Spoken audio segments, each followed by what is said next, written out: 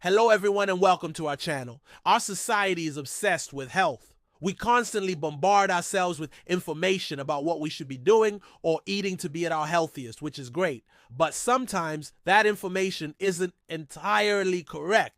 Today, we're going to go over 5 commonly believed health myths that might be keeping you from living your best life. Stick around until the end of the video because we've saved the most controversial one for last. Myth number 1, sugar causes hyperactivity in children. It seems like every kid is always hyped up these days, but it isn't sugar that's necessarily to blame. In 1970, researchers published a study claiming that sugar consumption increased children's hyperactive behavior. The study has been debunked since then, and numerous other studies have failed to replicate those findings. The belief persists though, thanks to parents noticing their kids' behavior on Halloween when they eat loads of candy. But researchers peg this as an example of misattribution. Kids who eat more sugar are often outside more, have less structure to their day, and get less sleep, all of which contribute to behavioral changes. Next time you see a bunch of kids running around like animals, try to remember that sugar may not be the culprit.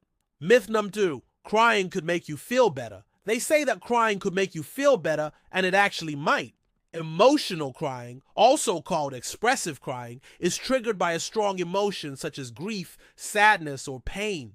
According to a 2018 peer-reviewed article, emotional crying may have a cathartic effect, helping you express and reduce the intensity of your emotions. But the same can be said for the different types of crying. Reflexive crying is an involuntary response to pain or discomfort and occurs in both full-term babies and newborns.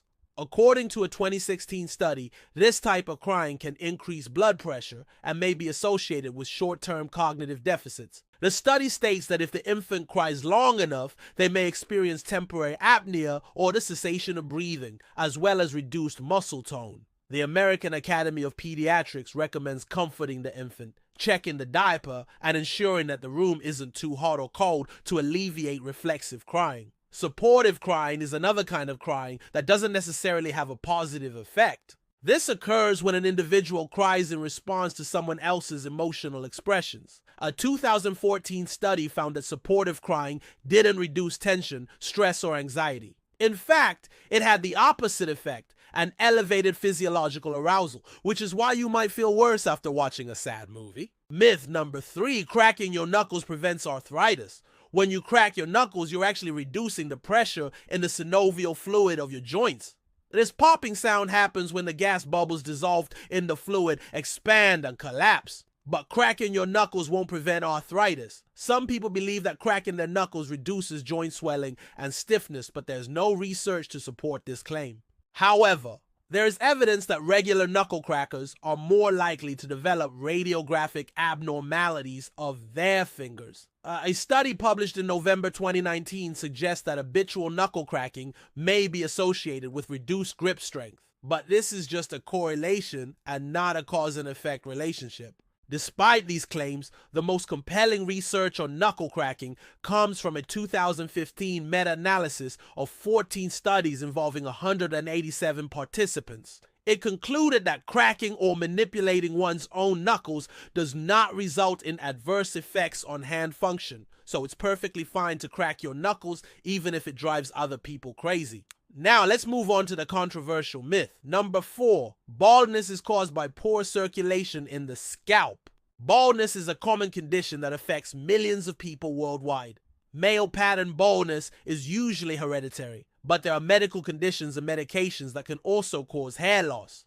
However, improving circulation to the scalp won't help. Massaging the scalp is unlikely to promote hair growth, and devices such as laser combs are probably not effective in treating androgenetic alopecia. A 2018 study on hair growth found no evidence supporting the benefits of low-level laser therapy or cold plasma. Similarly, acupuncture doesn't appear to improve hair growth, according to a review of 70 studies published in April 2019.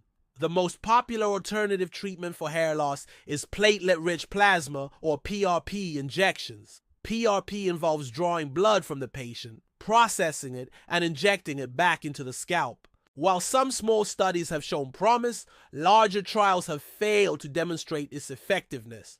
Until there is concrete evidence that improved scalp circulation prevents or reduces hair loss, don't waste your money on treatments that promise you results. And now for the big finale, we save the most controversial myth for last. Number 5, fasting promotes fat loss. You've seen celebrities touting the benefits of fasting on social media, and it's easy to assume that starving yourself will yield quick results. But this couldn't be further from the truth.